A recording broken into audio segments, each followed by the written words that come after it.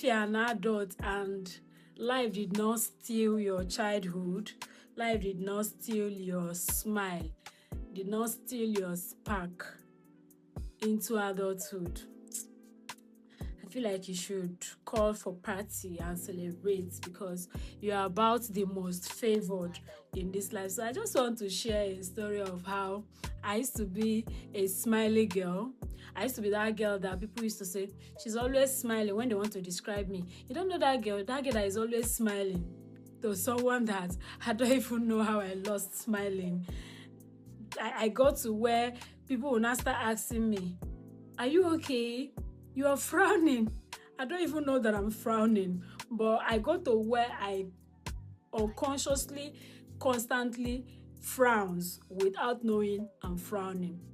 So when I was the much I can remember this from is from when I was in College of Health. That was when it was very, very obvious.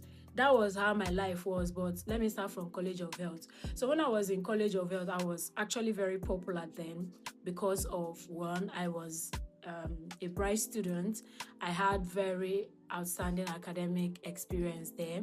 And two, I was churchy. I held positions in church. And three, I did a bit of politics in the school. So then, whenever we went to church, every Wednesday as an Adventist student then, we used to have our midweek services. People will always bring in prayer requests. I obviously did not relate. I couldn't relate. Why are they always having problems? It's either examination success, reading and understanding, knowledge.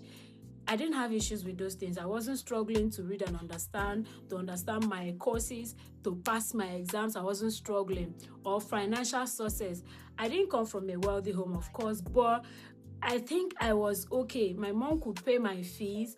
I was always having pocket money, even though it was not much, but I had something that I didn't have to go hungry or beg for food without having anything to fall back to.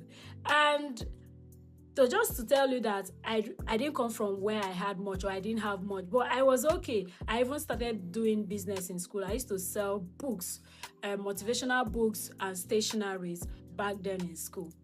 So that was how I was all through College of Health. But that same College of Health, the end of my studying there was the end of my smile. Because by the time I graduated, I started losing my smile.